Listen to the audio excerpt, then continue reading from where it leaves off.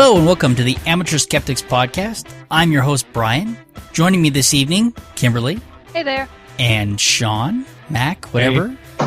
Whatever is good. Whatever's good, okay, whatever. And Ian. Good evening, people. Also that guy. And welcoming back Misty is joining us this evening as well. Hello. How is everybody doing? Doing really good. Survived the weekend. Okie dokie. Surviving is the first step. So it was Mile High Con weekend, so it was a pretty active weekend for me. It was, and your kids won some awards. Yeah, it was actually pretty cool. Both Quinn and Hayden won first place in their age group for the costume contest. Hayden was the fourth Doctor, and Quinn was a classic Cyberman from Doctor Who. So that was awesome. That's cool. And Kim, go ahead. Had some good panels. Met some people. I'm sure some of our fans were there. Handed out a fair amount of cards, so hopefully we'll get some new fans from that as well. Very good. And Kimberly put out a podcast.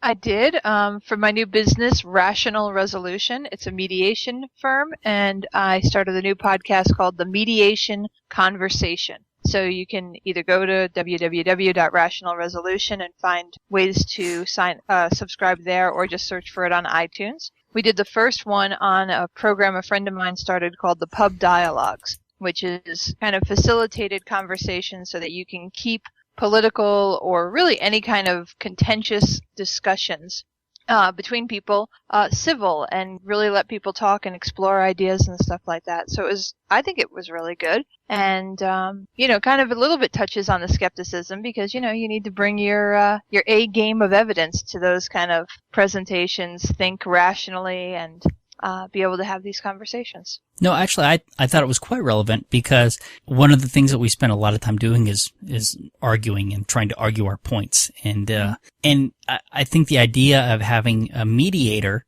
to help, clarify points and stuff like that is actually a really good idea. We should have more probably trained mediators for these kinds of events. Yeah, he calls them facilitators, right. But as we talked in there, it's a lot of overlap. So it did seem very similar, but yeah, a facilitator, somebody to make sure that one side isn't over dominating the other and keeps things kind of balanced as far as letting people have talk time. Yeah. So, Misty, you got anything going on? Nope. I just been traveling a lot because of work. So excellent. And Mac, have you put out another podcast? I actually put out 2 in the last couple of weeks. We did a podcast for Troll Hunter, which is a Norwegian movie and all subtitled. And last week we did a podcast for an absolutely fantastic movie called The Perfect Host, starring David Hyde Pierce. And most of the other people were lesser known actors, but the basic storyline is that a bank robber works his way, basically enters a house under false pretenses of this man who's getting ready for a dinner party. And it goes badly for one of them, and that's all I'm going to say about it. I went and saw Looper. Oh, that yeah? was a fun movie, wasn't it? That is a fun movie. That was a good movie. Yeah, it is. It was I got exactly what I expected from it. It was excellent. Yeah, Gordon Levitt is just such an amazing actor. I actually finally got around to seeing Batman this weekend, and the new one, the Dark Knight Rises or whatever. And he was awesome in that too. I mean, he just never fails. Another great movie with him, not on a sci-fi theme, but amazing acting, is 50-50. I would definitely recommend that one too if you want to check it out. But yeah, I mean, to go back to Looper, that was more fun than I expected it to be, and I was expecting to have some fun with it. Oh, good. Yeah, it was great. So Mac, being a fan of Bruce Willis, he had that down really well. Yeah. Yeah. So Mac, when does that podcast come out for Looper? When that one comes out on DVD, we'll probably pick that up to watch it. All right. You need an RSS feed. I'm shaming you publicly. I have actually created an RSS feed on my blog. But is it for the blog, or can I download, will I get your podcasts? It's for the blog. I haven't figured out how to make it for the podcast alone yet. Okay. You need that. And by the way, RSS doesn't actually spell anything. It just spelled Rus. Well, the only reason that I knew that Kimberly had put out a podcast was because I put her RSS feed into my downloader, so it just automatically was in there. So I didn't have to think about it. It was just there. It was magic. It's not magic. It's not magic. This whole podcast is dedicated to the fact that it's not magic. All right. You got me on that one. All right, Kimberly, let's have some announcements. Sure. We've got coming up on Wednesday the 24th, probably the day this comes out, I'm guessing, Mikey Weinstein is going to be talking about religion in the military in Colorado Springs. We've talked about him before. He was a really engaging speaker, so I would definitely suggest that one if you can make it. On Friday the 26th, the Pikes Peak Skeptics down in Colorado Springs are doing a Halloween-themed game night. On Saturday the 27th, I'm hosting with the Humanists of Colorado, the Secular Hub, and the Denver Atheists, the National Day of Doing Good. And I'm going to spend a minute on this one if I can. We're going to be doing a cleanup at the Commons Park. That's the one that's just north of REI, I-25, and I think Spear, I guess. So we're gonna do a cleanup there. We're gonna meet over at the Starbucks REI at 8:45 and then get to work around 9:30. So if you can't get up that early, you can still come out and meet us at 19th and Platt. We'll be around where we get started. The Denver Parks Department is providing all the tools, so just basically dress appropriately and you'll be fine. We're really hoping to get some good numbers out there and really kind of show that the atheists are out in the community and doing good works and part of it and all of that kind of stuff. Sunday the 28th, the Pikes Peak Skeptics has their Secular Sunday brunch at the East Side Panera's at 9:30. And then I guess the Colorado Skeptics are, I'm guessing, at the same Panera? No, this is a different one in Lone Tree. Yeah. At 11. Anyway, nobody's doing anything on Halloween. I guess we know not to mess with those evil forces. But picking it back up on Saturday, November 3rd, CoCore is doing Parenting Beyond Belief, Raising Kids Without Religion. Anybody with kids, that's a really important topic. And then finally, Sunday, November 11th, the Humanists of Colorado are going to have our friends Brian and Baxter from the Rocky Mountain Paranormal Research Society at our monthly meeting. So they're always just a hoot and fun, and come out for that. It'll be a good time. That's all I got for right now. All right. I'm raising birds without religion. Does that count? Yes. As long as they continue to not believe. Yeah. Well, they may. It's entirely possible that Tango believes in the Mayan parrot god. I'm not sure. He may actually believe he is the Mayan parrot god. And he has some evidence to his credit on that one. You sound kind of like you might be buying that one, too. I have not seen the evidence yet, so I'll withhold judgment. All right, Kimberly, tell us about who was Paul Kurtz? Kurtz? Paul Kurtz. Paul Kurtz. Yeah, Paul Kurtz was a major player in the humanist movement. He did a lot of the writings that were the basis of the humanist manifestos. As we talked about on a previous episode, they've been through a lot of different edits and changes in publications, but Paul Kurtz did a lot of that work. And unfortunately, he passed away on Sunday. So I just wanted to give let people know there's a great obituary from the Center for Inquiry out there. I've included that in the show notes. So. All right. And then it's still got a few months left on it, so push my story yet again. Go to the 5th D. My story is The Path of Evolution. Check it out, enjoy it, and I hope you'll vote for me because I kind of love winning things myself, so. Vote for me because I like to win. Yeah. Hey, I'm being honest. Yes, and then the other thing I finally got to be on Dumbass Podcast, which means he now has gotten the whole collection of major players for Amateur Skeptics. All 4 of us have been on there now. Misty hasn't been there. Well, she's not a major player for our podcast yet. Oh yeah, you know what? Insult her while she's right there. She's a reoccurring guest. She's not a I can hear you. All right, dumbass, if you're listening, Misty's awesome and cool. Get Yes. on your show. Yeah, absolutely. But he's also starting up a new one. Well, he started up already called Worlds of Impotabilities, and I figured I'd promote that because he's already been talking to me about being on a future one because that one deals with writing stuff. Really? So, yeah, he has about 3 that were interesting to listen to. I agree with his views on Tolkien and Harry Potter for the most part, so okay. Check them out, listen to them. They were actually quite interesting, and I'm looking forward to being on one of that. And this is actually him, not part of his media empire? Right, this is his Impotabilities is one of his podcasts. Okay. This Tolkien guy, he's the guy who's doing the novelizations for the movies of the Lord of the Rings stuff, right? Boy, his writing's just super dry. They could have gotten Alan Dean Foster for that.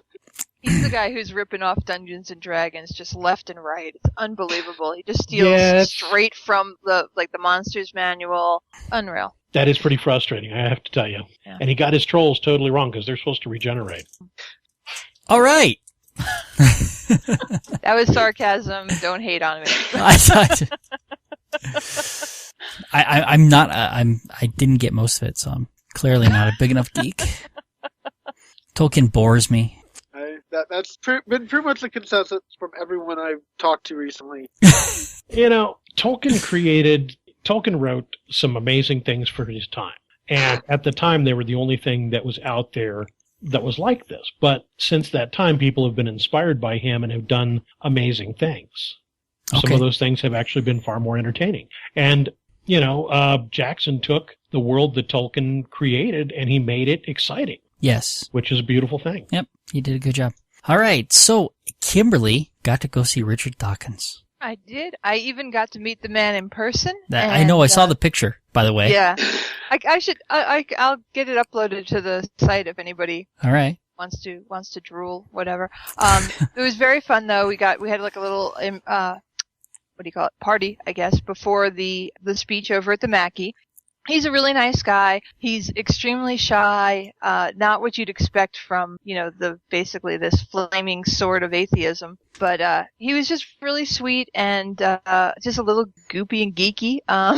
Yeah. But it was a lot of fun getting to meet him. His presentation was on one of his new books, The Magic of Reality, or Yeah. It's The Magic of Reality is his kid's book. yeah, and it's basically designed for that. I guess a tween set, if you will. Yeah. You know, you're probably too young if you're in single digits, but you want to get it early in the double digits. And he takes basically a lot of those notions that people have about different things in science and really explains them. He uses mythology to kind of counterpoint what some people seem to believe is out there, and then puts the hard science behind it, but in a creative, and the art's amazing. He talked a lot about taking like evolution and really kind of understanding how that works. He used a new, for me anyway, new concept to explain it, talking about how every generation of your ancestors, you know, basically had children that were of the exact same species that they were, but it's that length of time that just really is amazing and is how speciation, sorry, I can never say that word right, occurs. And he had a really great little graphic example of it. So I'm planning on picking it up. I thought it was a lot of fun. And, Yeah, I read it a while It was a good ago. presentation. Kimberly, Mhm.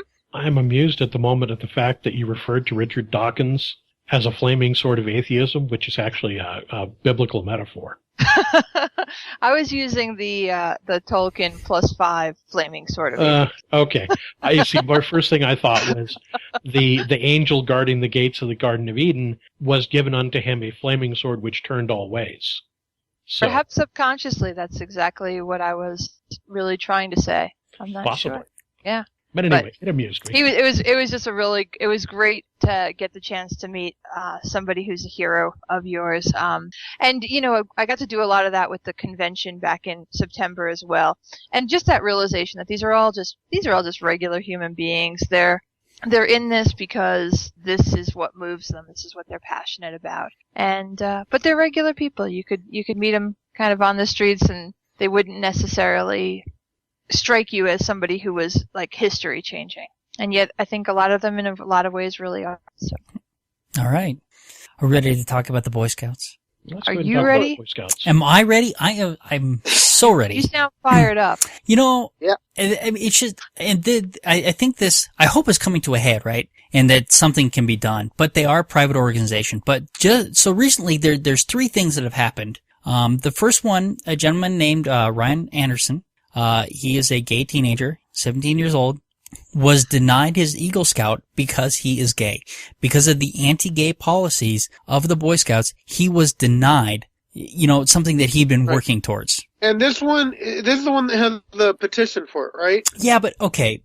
Well, no, still, I signed it myself as You an did? Eagle Scout, as an atheist, as an adult presently active in scouting. I put all that in because there's a place to put stuff like that. But- And I made sure to make that all clear. I am an Eagle. Both of my boys are active in scouts right now. I am an atheist. And, you know, you need to make clear there is a body of people that very much are banding together who are all for Scouts in general, but they want to see these policies changed, and that is I think bringing this to the forefront and having such a petition is a great start. I just think the petition's in the wrong place because the government can't do anything about it. Well, Are they nonprofits? Yes. No. Are they? Yes. Oh, they are? Sure they're a nonprofit, and they also meet in government buildings pretty much constantly for usually rent that would not be accessible to any other organization. So you're absolutely right that they're a private group, that the government cannot have an effect on their policies directly. However, they could have an extreme effect on not accepting this crap. Okay. But if they are a nonprofit, then that could be different, couldn't it? I think so, because then you start falling on anti-demonstration acts and whatnot. Right. Because since they You can't have a benefit from the nonprofit government. membership organization. Because churches are nonprofit and they can discriminate quite a bit. Mhm. That's true. So, And they do. Membership can be limited, but like you Yeah. say, where the 501c3s or just anybody effectively using government funding, and I do say I mention effectively because I don't know that they're actually receiving grants or any kind of money like that, but because of this preferential treatment that they've enjoyed, they are basically getting government funds indirectly. Yeah. Well, But okay. I didn't get the impression the petition was going government-wise. I got the impression the petition is going to be sent to the Boy Scouts saying, "Hey, look, Isn't that what Change.org is for, though? Isn't that I think it's just for any petitions For anything? in general. And Okay. they need they're almost to 500,000. They need 85,000, 760,000 more people. So they're over 4/5 of the way there. Does it say who they're petitioning on that? They're Yeah. petitioning Troop 212 San Francisco Bay Area, Directly. according to this. Okay. Okay, so maybe Yeah. maybe this is more yeah, I mean, but I don't know. They can have all the petitions that they want. They don't have to change their positions. Agreed. But it's still getting a very clear Okay. message out there. I think that, and that's great. Hold on a second. I think that even if this petition goes through with, however many thousand, I guess 500,000 people on it, even if that petition goes through with 500,000 people on it, that doesn't mean that Troop 212, even if they get these 500,000 signatures, can go against the policies of the organization that Right. they get their stuff from. So Right. But it'll help the troop. Hopefully the troop will stand up for it. Hopefully it'll start a light a fuse basically. Okay. And say, okay, it has to start some way like this. You have to get the message out there. Ian, my concern is you outed yourself on this petition as being a atheist Eagle Scout. Uh-huh. Doesn't that mean that they come and strip your eagle off your shoulder, break your saber over their I know knee? they can't. A bunch of atheist and gay Eagle Scouts are sending their eagles back in, and that I don't think. Well, I respect them for doing that. What I've seen, the Boy Scouts are ignoring that. To them, it having no effect. So, I'm an atheist eagle. My wife's cousin, he is a homosexual Eagle Scout. Yeah. They're going to be stripping his eagle off his shoulder and breaking his saber too. Yep. But so the next There's one, a whole ceremony. and this one isn't in the United States. This one is in England. An atheist, an 11-year-old atheist, was denied entry into the Scouts because he wouldn't swear to God and Queen. Okay. That's an entirely different organization. Right, but this could happen here. It could. And I don't has. think we have a And queen. has. I think it has happened here, and I couldn't find one right away, but I think that this is not the first time that we've had issues with Scouts and atheists either. Oh, it's not. And some of it becomes how the troops themselves deal with it. In my case, I'm not sure if my scoutmaster knew. My parents knew I was an atheist at the time I got my eagle, but I don't know if my scoutmaster knew or not. He definitely knew we were not religious, because you do have to have a religious leader reference letter. In my case, it was a friend of my mom's who came over and talked to me. And at no point did I say I believed in God. At no point did I say I believed in anything I didn't believe in. But we talked about faith stuff, and he wrote the letter. At no point in the letter did he say I was a person of that believed in God. He just said his impressions of me, what he thought were my strengths and stuff like that. When I did my Eagle Court of Honor, or my Eagle Board of Review, I'm sorry, could have asked me then if I believed in God, and you hear stories about them getting to that point and being asked, okay, do you believe in God, and just straight out saying no, and not getting their ego because of that. So I had been, saying, okay, I'm not going to say I believe in God if I don't. I will explain to them that if you want to have a belief in God, my concepts of what God could be and what I believe in and how that could be interconnected and perceived as a belief in God. Weasel. I'd actually kind of thought about that argument. That is so slippery. Yeah, But and did you actually do the task to get your sophistry badge in the Scouts? But anyways, so they could have asked me, but they didn't. So I don't know, I know I had a good relationship with my Scoutmaster, so it is quite likely that he knew better and said, I'm not going to bring it up because I don't want, I like this boy, I want to make sure he gets his eagle. Yeah. So that brings then- me to my next story about your liking dad- boys. That and your dad slipped him $20.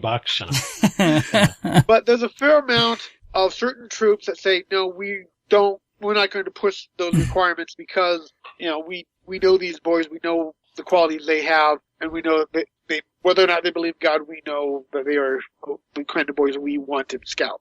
So there's definitely a level where, regretfully, it's not all through the organization, but individual troops do follow a don't ask, don't tell kind of policy where they, don't push it. They leave it up to the boys to have their own level of spirituality, wherever that falls, and, will let anyone in as long as they show the true qualities of Scouts. But isn't part of that a belief in God? No, you can look through it. There is nothing within the Scout law. It mentions God, but does not specifically say you have to believe in God. If you look at the fundamental underlying principles of Scouts, God is in and of itself is not clean, there. honest, brave, reverent. Okay. They accept other religions too. Yeah. They let multiple religions join. Right, but Buddhists are allowed. Buddhists don't believe in God, but that's not necessily true. Buddhists can believe in God, but Many of Buddhism them in and do. of itself is not a belief in God. You can be a Buddhist and not believe in God. Yeah, but you still end up believing in some sort of spiritual energy. So Not all Buddhists. okay, many. Well, and in the video with the kid from Britain, he believes that atheism is a religion. Yeah, well, let's So he's you know bang what? right along the rest of you. No, he's just it isn't a religion, and I'm going to let that go because he's 11 years old. We can straighten him out. We've got plenty of time. Well, it depends on what your definition of religion is, because there's philosophers that have been debating that for decades. So. Well, I think it's got to include a deity. No, that I would definitely argue with you on. I don't think. And that's why some people don't think Buddhism should be considered a religion. Well, exactly. Or Confucianism. Or Taoism. I've been confused for years, and it's not a religion. We've You been said aware of that. Confucianism. Okay, never mind. But yeah, so the underlying principles of Scouts, if you really look at, while the Scout Oath does mention God, it doesn't specifically say you have to believe in it. And, once more, the argument I was ready to have for my Eagle Board review, God is very subjective. And, if you want to push a belief in God, define what you want it to be then. Because if you do that, you're losing about 95% of the population, which you're trying to find what God you're supposed to believe. True. Apparently they have some kind of declaration of religious principles. Yeah, I found And that now- kind of insulting, and that's not the underlying original founding stuff. That's something they've come up with since It was founded in the first decade of the organization, apparently. So And there. I'm getting a lot of my information from Penn and Teller's really excellent episode of Bullshit on this. I'm assuming they do their research because they seem to have on other topics. But their stance is that a lot of the core beliefs of the Boy Scouts and kind of just how the organization's been run in recent years is, and this probably won't surprise anybody, because of the Mormons. They've Yes. basically infiltrated the organization like they've infiltrated so many others and have basically put their own rules and stuff like that. Now, I'm not claiming that they're forcing everyone to be Mormons, but they've got their own little code of ethics that they are enforcing. To Ian's point, it is Actually, selective they are Mormonizing you after you die. Well, yeah, sure. But again, it's really insidious, and I know it kind of, I kind of hear myself and realize that a lot of this really goes on the level of kind of wanting to reverse discrimination. These people, mostly from suffering at their hands so often. It's not reverse discrimination. It's all just discrimination. Okay. But yeah, I just think it's really kind of terrible how infiltrated the organization is. We've mentioned this before. I was a Girl Scout for many years. I think scouting is an awesome way of getting the next generation to have those civic virtues that I think are way, way transcendent of religion and even country, but important for good members of society to have. And I think, again, Scouts could be an awesome organization for that. I think there's a little bit of corruption there, though, is my personal opinion on it. And Girl Scouts is. I mean, we've done stories where they've been accepting of transgenders. I mean, they've been very good on these issues. It's the Boy Scouts that have not. So don't buy the popcorn, buy the cookies. Well, there was that recent issue with that little transgender boy, and there was a huge fight over it. That was just last year. Yeah, right. We covered that. Yeah, we covered that. For Girl Scouts. Right, but the Girl Scout organizations came down and said, no, it's fine. It was other people in the organization that were, there was other bigots that were not happy with the Girl Scouts making that choice, but they made the choice to be inclusive. And again, on that kind of system-wide level, rather than the individual troops, because there obviously are. You can have a very different experience from one troop to another in Boy Scouts, just like in Girl Scouts. But in that one, they were smart enough to come down on the total level as that actions of the troop were unacceptable. Bottom line, if you're an atheist or a gay male, join the Girl Scouts. Exactly. All right, now the next one. We made reference to, how much the Scoutmasters like their little scouts. Well, the Boy Scouts have been keeping records on those.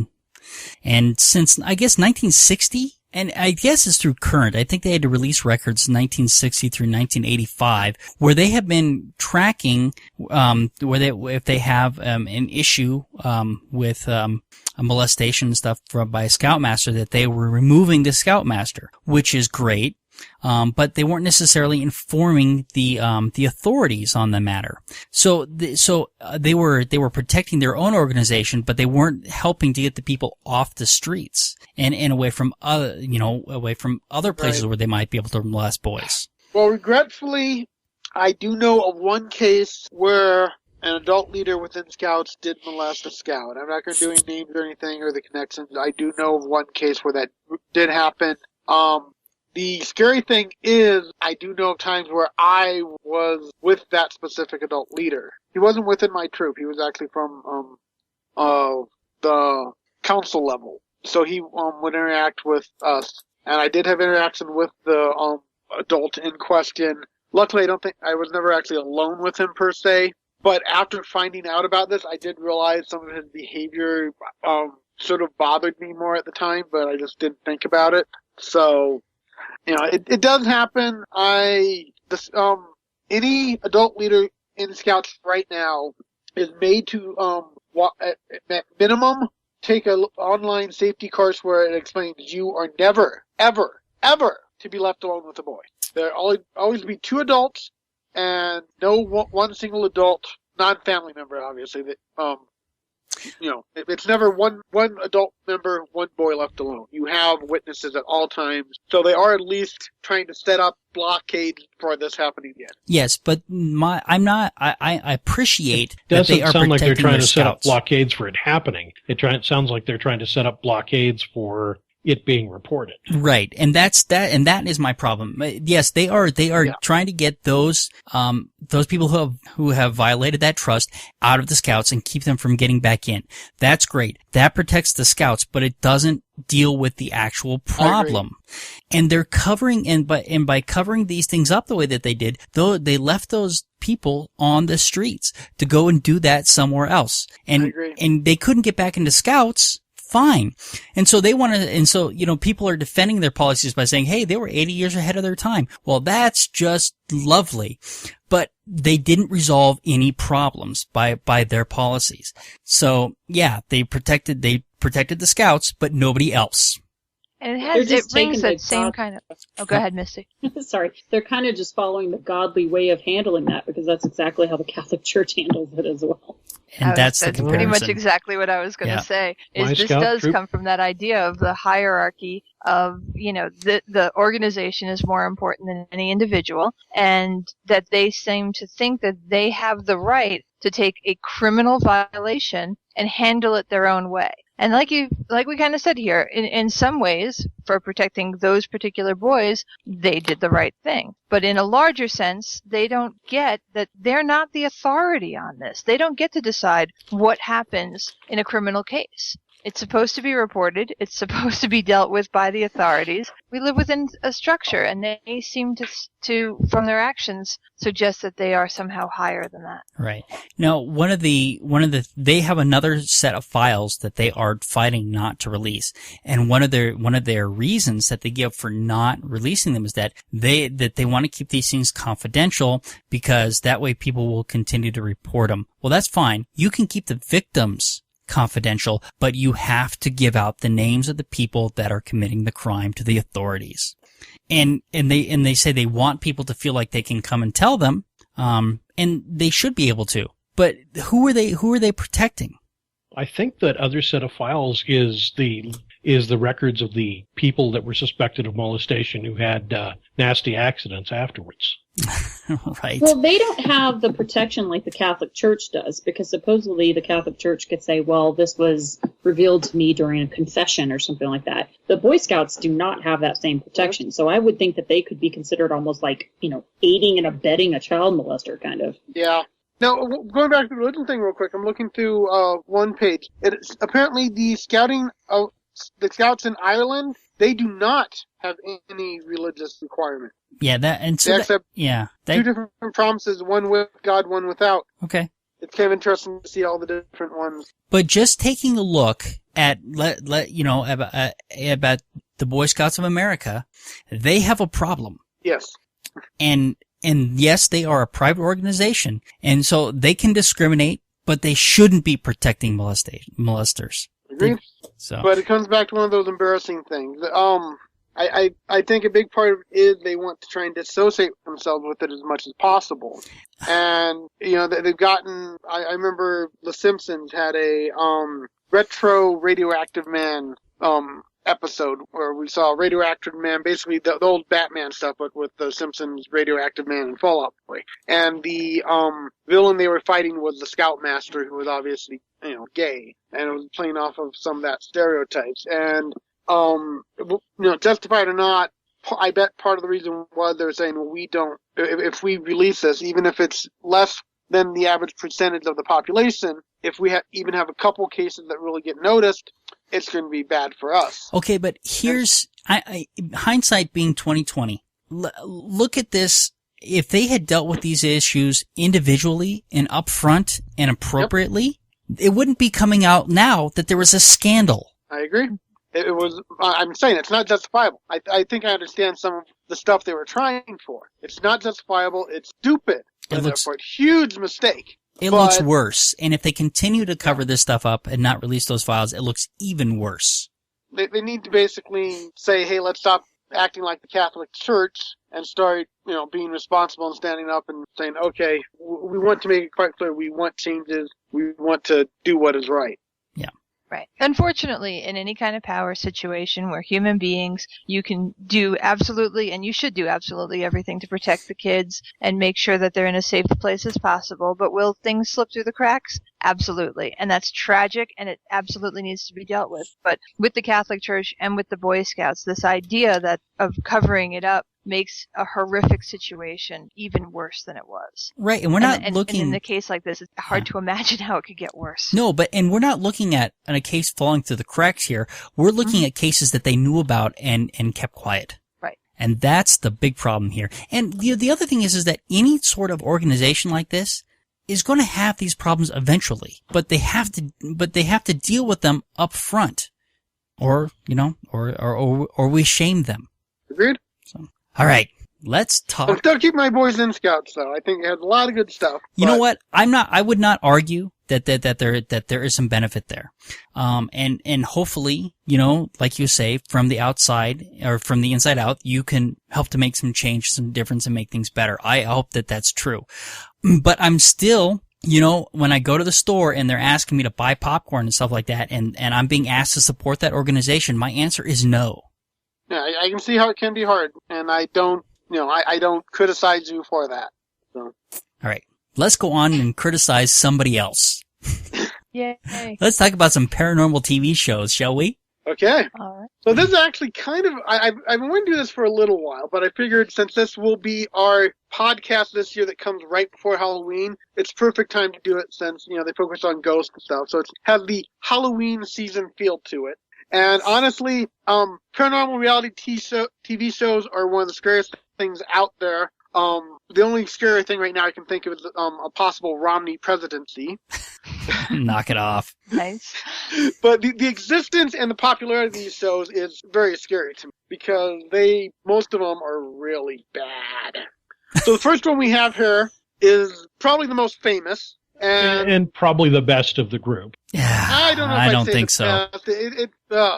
But it is the infamous Ghost Hunters. Oh, God, the original what? Ghost Hunters. The original Ghost Hunters is not, at least the two guys who head the thing One of are them left. actually trying. No, I they stopped I have to trying disagree. some time ago. I disagree I think too. they started off trying, but then they realized they don't have to because the more times they come out and say, "Hey, look, it's paranormal," the more people love it.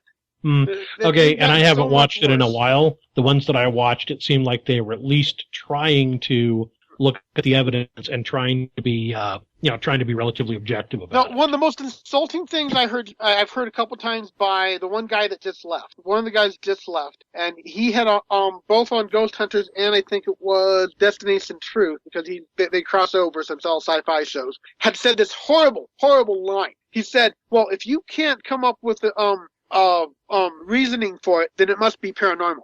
That's not true. It was something along that line. I'm sitting here. He's said it a few times. And it's like, no, Okay. my God, If you tells can't me- come up with a reason for it, it may be inexplicable at that time, but that doesn't mean it's paranormal. We But can. in the first season of Ghost Hunters, they were faking their so-called evidence within the very first season. That doesn't surprise me. I mean, look at the stuff they jump at. I mean, these really bad EVPs that sound like nothing. Oh, there we go. We have paranormal evidence. Oh, I got tingles down my spine walking through this room. Well, yeah, no, that yeah, doesn't prove that's one of my general criticisms about all of the shows is that when they see something or hear something, they assume it's real. And they do no further investigation to see where or what might have caused that, or maybe, if they were seeing something that wasn't there. Well, one of the more recent Ghost Hunters I saw, they were in this castle. I think it was the castle. They were in a building. And this one room, some people, primarily women, said they were being scratched. But the description wasn't a scratch, it was a burning. And would get... Are you talking Ghost Hunters or Ghost Hunters International? Because they are two different shows. Well, they're connected.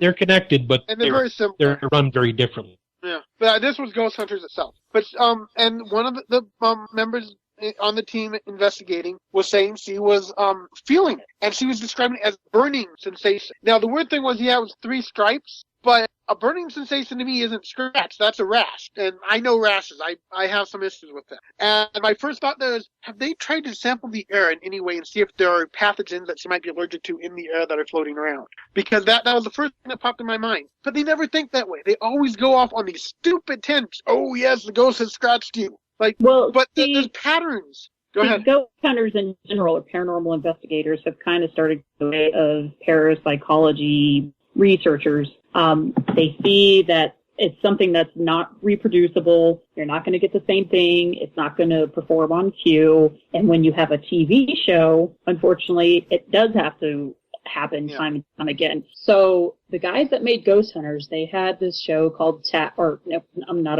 group called TAPS. Yeah. That way back in 2000. The Atlantic Paranormal Society, right. Yeah, I knew Grant and Jason back then. I used to talk with them. And then it was like, oh, great, they got a show. These are great guys. They have actually gone into places and debunked, found out that people were putting speakers in the ceilings and things like that, trying to fake hauntings. So it was really exciting. But then after a first couple of shows, you could immediately see that, okay, they're not going to have mini seasons based on, we debunked this, we debunked that. So things started happening. And it's the same way that Ghost Adventures has done. Ghost Adventures, you start to see possessions and all this stupid crap, and it's sensationalism. On another one of the more recent episodes, I guess they had a pregnant woman on the team, and she was worried that her kid might get possessed by the spirits. I'm saying, like, oh my god. Yeah, she was on the episode that I watched too. They're wanting to be scientific, and they have a line like that makes it into the final cut. No! That's not scientific. Here's some other general criticisms I have about all these shows. Number one, their investigations are very short. They go into these places and they're there a night or two. And so they have no idea. 48 hours, right. Right. And they have no idea of what the baseline for the area is. Like, they walk around with their EVP meters and stuff like that. They have no idea what the magnetic fluctuations in that building are normally. So they have no way to know if their readings are out of the norm. Well, our missing guest for tonight, Jason, I was going to give him a hard time on a few things since he's done this stuff. And so is Misty. But she's not part of Jason's group. It's okay. Give Misty a hard time. I was at the Society at Metro. I was. Yeah, they had done some stuff at the Tivoli, which is a old brewery that's been turned into. It's now the student union, but they have a theater and a bar and stuff connected to it. Well, there is an area down below where they had hooked up equipment and they got some sound reading stuff.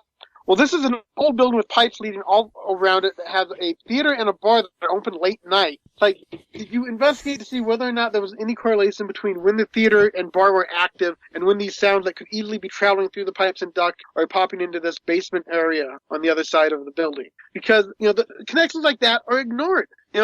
Jason, I love you. You're a great guy, but your ghost tour, a lot of the stuff I heard, you ignored a lot of these possible connections about where the building was and locations of things. And I've seen the same thing on these shows, is they ignore possible connections like that to find out where the source is. Just because you're in a dark basement and are hearing noises does not mean those noises have to be coming from the room you're in. There are ducts, there are pipes, there are all sorts of things that will convey noises in odd ways. And guess what? If you're in a basement and hearing noises, it could be from across the street even. Yeah. Noises do travel that way. The first thing you do have to consider about these paranormal shows is why people go into this stuff in the first place. First of all, it's like a thrill-seeking. Second of all, it's just to confirm what they believe. They're not actually out there to find the truth. It's just to confirm what they believe. So people go into paranormal groups for this reason, and people watch these shows for this reason. Right. And sometimes it's just pure entertainment. That's mostly why I watch it. I don't expect to see any groundbreaking, paradigm-shattering evidence on these shows. Although I don't know about entertainment. Once you've seen about 2 or 3 of the episodes, you've seen them all. The majority of these shows, you do not get anything new, if you ask me. I mean, Destination Truth is horrible about. Yeah. And Destination Truth is one I really hate because they overreact so much. I mean, I think they know. They say, okay, I want more time. If I overreact like a complete total idiot over the smallest sound and movement, I will not only be focused on, but I will be focused on both before and after the commercial break. Because if you look at that show, every time, right before the commercial break, there is someone screaming their heads off over some shadow moving off in the corner, and they will scream like little babies. Ah! And, I mean, these are adult men and women who are acting like the small little thing that moved is a giant monster coming at them the way they start screaming. But guarantee that they will have more screen time. And I'm going to want more evidence that scream is like a baby. I'm going to need you to make a baby scream and record it so we can actually compare.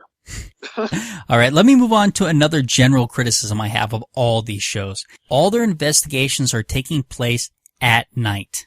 Well, the next one. Well, that's when the spirits come out. Well, see, but who says?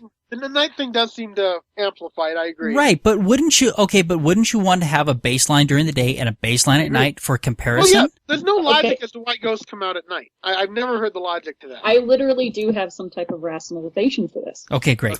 Okay, so if you're supposedly investigating a phenomena that is very hard to capture in the first place, and has so many variables, you need to control for as many variables as possible. Nighttime's usually quieter. There's usually less activity going on. So it does slightly make sense for that. Okay. As far Actually, as that does like make the a lot of energy of the sun and stuff like that, that's all bullcrap. But let's not. But it is true. They should see what it is happening in the daytime and see what's happening at nighttime too. And the other problem I have with this is that they do this, I think, not because of the reasons that you're bringing that might be reasonable. They're doing it because it's scarier. Right. And they're overloading Agreed. their Yeah. rational mind, and they're letting their creative mind take over and fill in the blanks. And that's what I think that they're seeing and hearing a lot of the stuff that they are, is because they're so overwhelmed that any stimuli that they aren't expecting is going to spook them.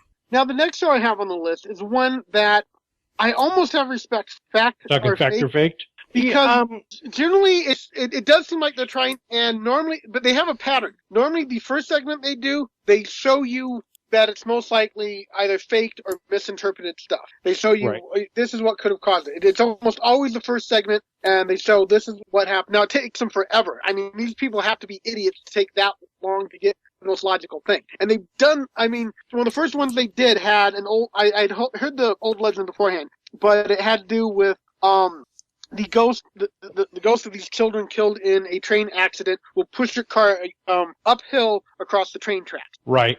I saw that episode too. Yeah. My first thought was, okay, it's an optical illusion of the landscape. If you put your car in neutral, you really are just rolling downhill. It took them 20 minutes of the show, which means that probably a day in their time, to get around and say, hey, why don't we just try that? They went to all these complicated ways to do it instead. When actually, and I think what they're trying to do is, I think when they walk you through all these different tests, I think they're actually trying to actually teach a little bit of scientific method, and that's why they go through things. So Agreed. slowly. I think it's better that they go through multiple. Yeah, well, I understand ways why they of have looking at to. something. But so many times I think, to me, what the simplest one is the one they take forever to get to. Probably because that's probably the right one. We're going to do all these more complicated ones first. For one thing, we have to have something to put up there. If we just did the simplest one and proved it wrong in 5 minutes, it wouldn't be much of a show. Well, they are trying to tell a story. Yeah. I did also find it kind of interesting in that particular one that they weren't able to find any information about these children killed in the train accident anywhere near there. Yeah, and that goes into the legends thing. Some of these stories have nothing to do with the location. My biggest criticism about Fact Fake. Oh, sorry. Go ahead, Misty. You go ahead. My biggest criticism is the fact that they do the same thing that ghost hunting groups do. They show these people at the beginning and they say, this person is our scientist, this person is that. And then I got on their website to start seeing the credentials of these people. Their so-called scientist is like a videographer or something. It's like, don't try to give me illusion of expertise when there is none. Right, and one of the people in Fact or Faked is supposed to have been with the FBI, right? But at least this one, they really do seem to be how are we going trying, to check that out? But at least with Fact or Fake, they seem to be not just jumping onto the paranormal bandwagon. They have declared a few things paranormal, which I watched that you guys didn't investigate that very well. How can you just write off? But in general, they're one that actually do show how, a much more logical thing of, what is really happening. Right, but they you always... know Jael is from Destination Truth, right? One of them is from Destination Truth. One of the guys on the show, yeah. Yeah, the thing that we need to look at on all these shows, though, is that these shows are not reality TV. These shows are reality TV.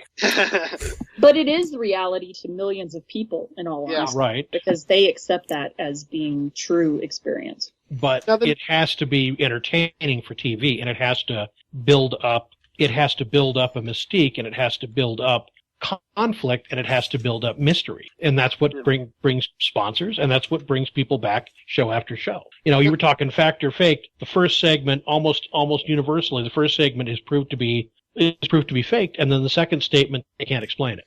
Yeah. They've never proven it to be fact, ever. But I saw one episode of that where they disproved both things, and I was absolutely blown away. But in almost all cases, they go with one that they can explain and one that they can't. The other thing that these shows are all doing now is that they're all using a lot of high-tech equipment. They're using thermal cameras, EVP meters, thermal gauges, and a lot of this stuff they are not properly trained on. And I don't think that they're using the way that these things are meant to be used, and they don't understand the equipment well enough to understand. Yeah. Like with the EMF meters, there are 2 types of EMF meters, and I don't think that they know which one they're using at any one time and what the difficulties are. The other thing is that they're measuring EVPs when they're running around with radios. Yeah. Or EMFs, right? And Misty, maybe you can explain what the trimeter is and what that measures. No, I can't because I've never worked with it. Because I think it's bull crap. Because you think it's Anyway, bullcrap. The next 3 shows listed here are the ones that we actually were having debate ahead of time as to which one is the worst of all. You have Haunted Collector. My vote is still in on Haunted Collector.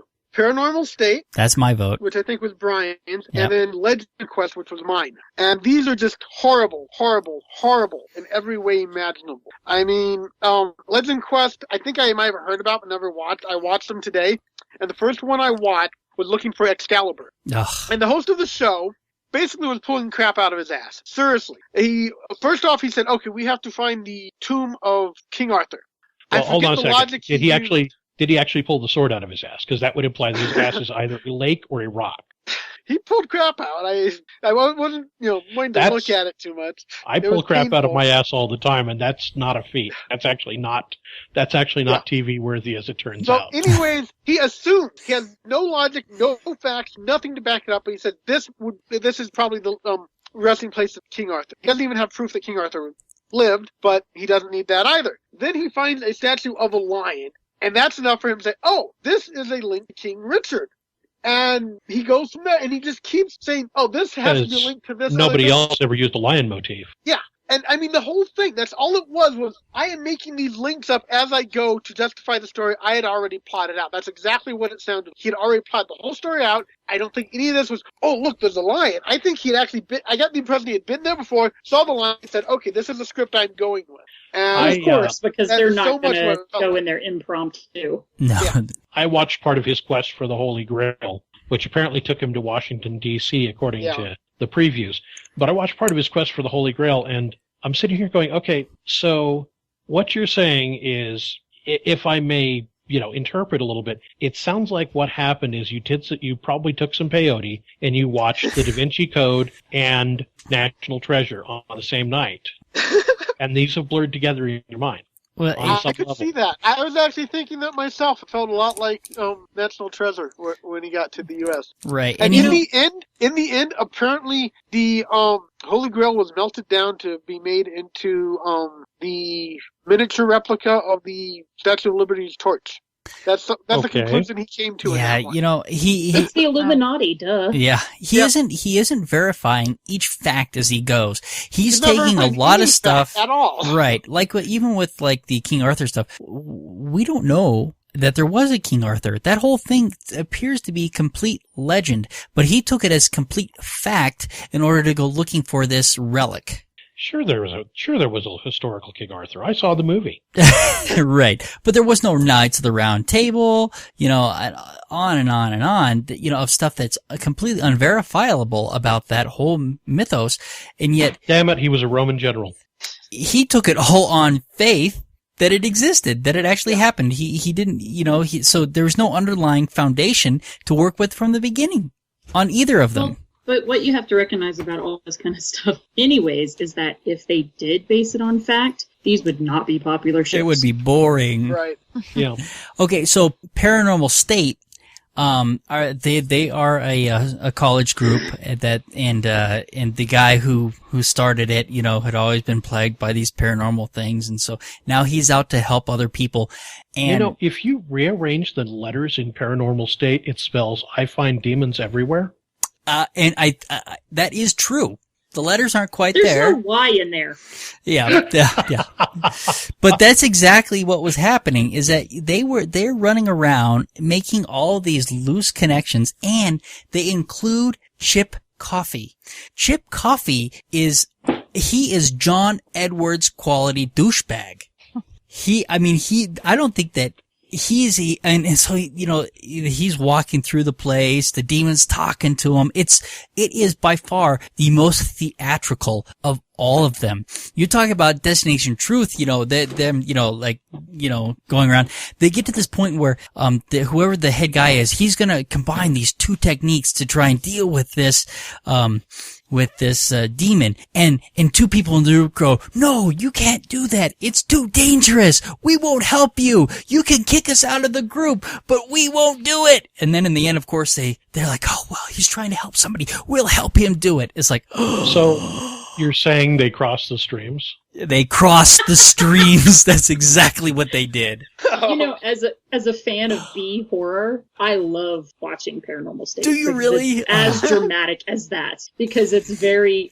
There are sometimes at Chip Coffee, I seriously have to pause what I'm watching and laugh because it is so hilarious. It's over dramatic, and it's like they purposely pause at certain times, and it's ridiculous. Yeah, and they're not affiliated with the college anymore. If you watch they're their not. intro now, they no longer say Penn State.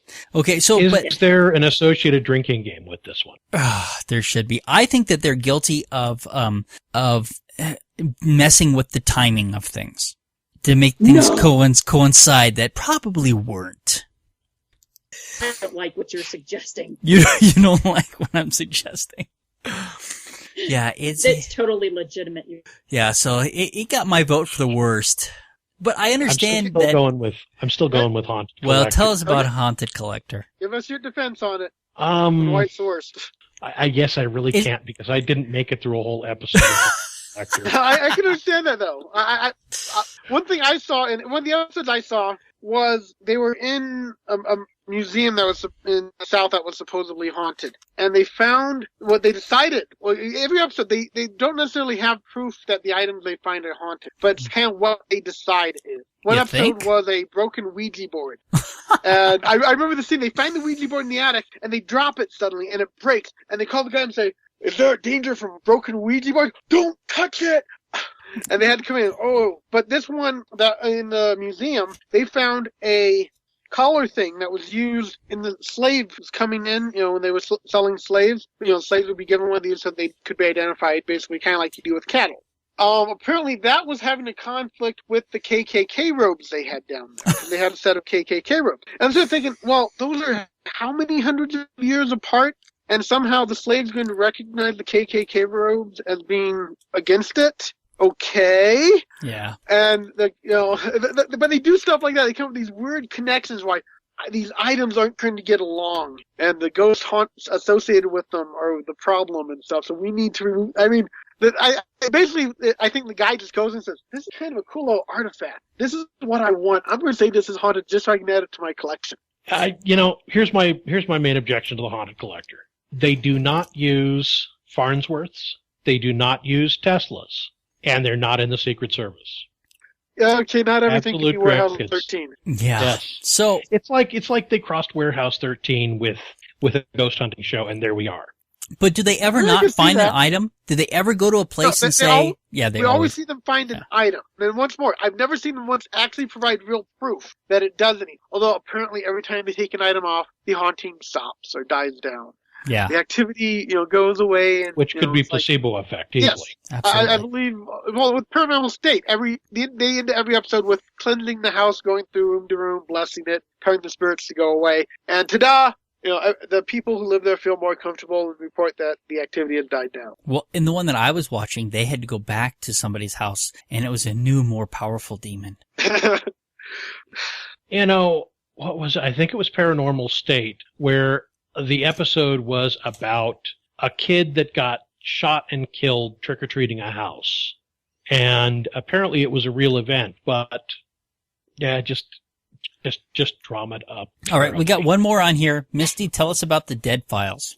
Okay, so what it is you have a psychic, and you have supposedly a retired NYPD investigator. And what they do is the psychic will go to the house, just her and a cameraman, and they'll record her walkthrough of the house for her to get her so-called psychic impressions. Separately, and they do not supposedly talk during the investigations, the retired investigator will go and investigate the history and talk to witnesses and things like that. And then at the end of the show, they'll get together and see where they compare or differ. In essence, it sounds kind of like a good idea, but of course, it's always dramatic. Oh my God, that's exactly the person I saw. Oh, that's what I thought happened, blah, blah, blah. But what's really bad about it is you want to talk about the over-dramatic acting. This psychic girl that they supposedly have, it's ridiculous. She'll like fake accent. She'll start trembling. She'll like get weak and fall down, and that's one of the shows I cannot sit through. As much as I like paranormal shows, I cannot watch that show. Really? I'll have to check it out. Yeah, it comes on, I can't remember what channel it is. Oh, Travel Channel is what it Oh, comes really? on. Yeah. I'll have to check. And there are tons Other more Ghost out there. Adventures. But The scariest part, I think, is we've only touched on some of the more popular ones, it seems. There are tons of these shows out there, and there seems to be more and more and more and more every time I turn around. I'm surprised you guys didn't bring up Ghost Adventures. I missed that one too. Yeah, Yeah, there's that so one. many. I mean, we could seriously have made. I could have come up with a list about 50, probably, if I really wanted to. But I Well- picked, you know. The other problem I had with a lot of these shows, and this probably goes back to what Legend Quest guy was doing, is that they go into these places, the people will tell them an anecdote about somebody who died there or something like that, and they take that on face value. Where other investigators, when they go in there, that's the first thing that they start looking at is what this person's saying? Did this person actually live here? Did this person actually die here? And a lot of times you find out that they didn't, that those stories are just legends.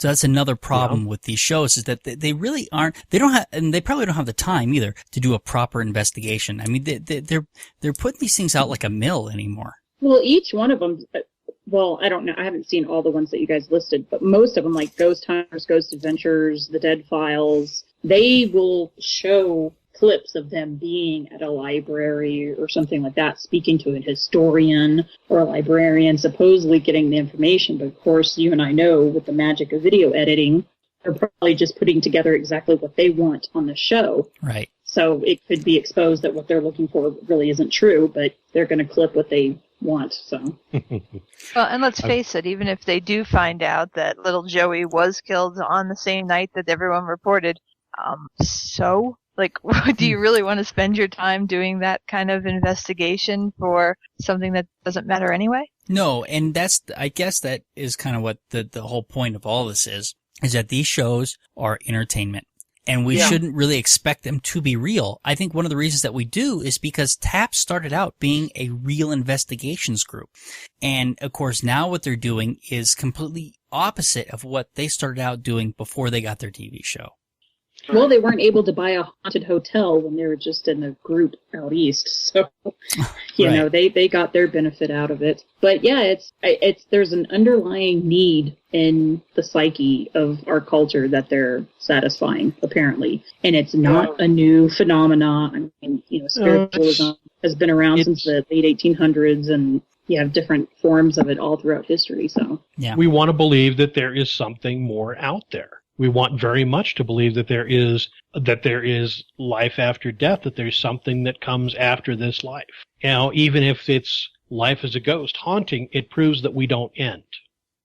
Right. well, that's what you hope Yeah. it proves. Yeah. Right. Well, if there is life after death, it proves that we don't just end. It proves that we don't just become meat rotting in the ground, and everything that we've learned is nothing. right. But even if we can prove that there are ghosts, does it prove what you're talking about? Do we know that those No. ghosts used to be living people? No. But we that's don't. the assumption, isn't it? Yeah, that's the assumption. Yeah. But, you know, ghosts could easily just be an impression upon a place that happens to repeat under certain circumstances, like a recording. Right. If we could ever verify that was actually happening. If. And that, so they're fun. I mentioned that Death of a Ghost Hunter movie. And I love that movie. You've seen that? Yes, of course I have. Oh. I sorrow for you. But it's possible that you saw it with a different eyes than my wife and I did.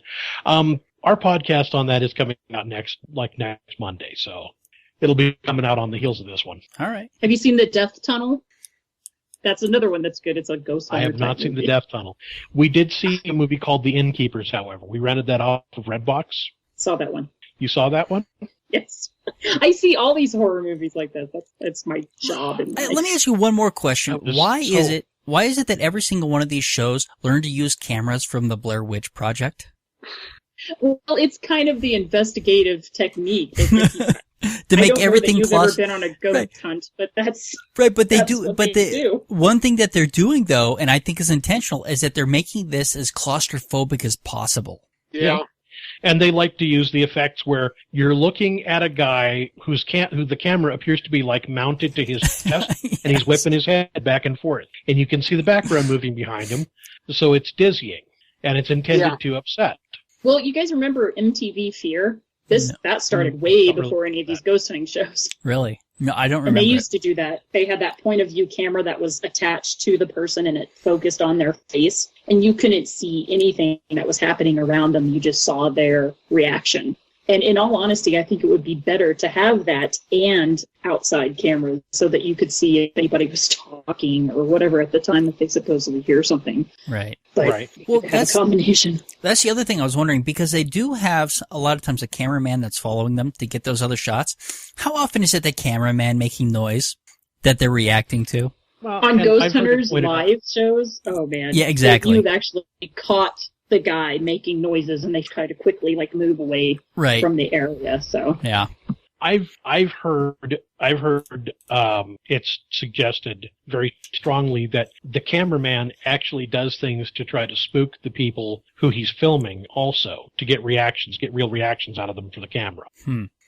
Yeah, the other thing that I have a problem with is that they would hear something, and they're calling everybody, are you upstairs walking around? Are you upstairs walking around? But somebody isn't coordinating this so you know where the teams are at all times so that isn't happening.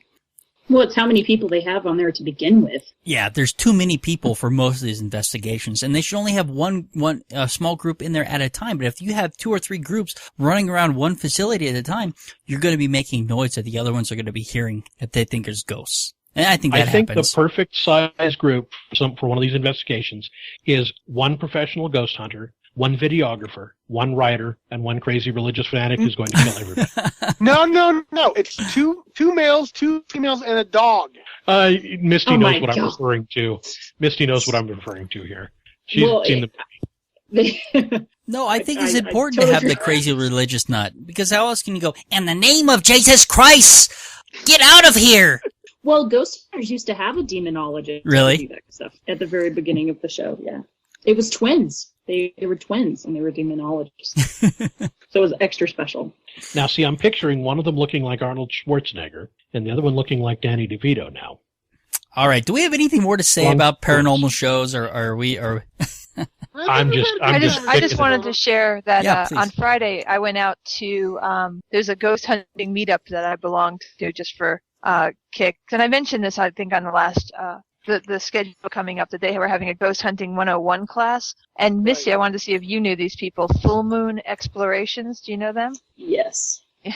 Very So they well. put on this- And yeah, well, Go ahead. other people created the Denver Ghost Hunters meetup that you're talking about. Yeah. So I went. It was like $15, and it was something to do that was very different on a Friday night. So we went. It was just 2 hours of telling stories and listening to really poor EVPs that you can only hear if you're primed with And here he says danger, and then you're Right. like, I can kind of hear danger out of that. I would have heard just nothing if you hadn't told me, but. Right. But it was fun, and it's all the same kind of stuff. What I really find amusing, and I think most of these shows do the same thing, is everybody else is faking it. Like, they've got the real stuff, they're doing the real science. Everybody else that you see, that's all fake. And she even started the whole thing saying, there's some people who will just say that none of this stuff is paranormal. And of course, that's not true. And other people will say that all of it's paranormal. And obviously, that's not true. And the science is figuring out which ones really are true and which aren't. So it was amusing. I did Yeah. not go in there and be like the belligerent skeptic or anything like that. I just kind of let them do their thing and just giggled along. No fun. Hey, Missy, do you know, I heard that Chris Moon stopped using the ghost box.